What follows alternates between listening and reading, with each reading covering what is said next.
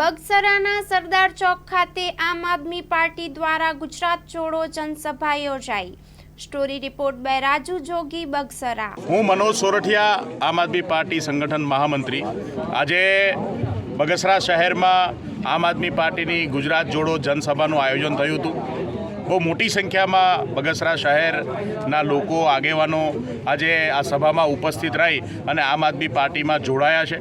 એક તરફ ભાજપની અંદર જ્યારે ગુંડાઓ અને ગુનેગારો જોડાતા હોય ત્યારે ગુજરાતની સામાન્ય જનતા જે છે એ ઉત્સાહ સાથે આમ આદમી પાર્ટીમાં જોડાઈ રહી છે। યુવાનો આમ આદમી પાર્ટીમાં જોડાઈ રહ્યા છે અને આમ આદમી પાર્ટી એ ગુજરાતના લોકોનો વિકલ્પ બની રહ્યો છે।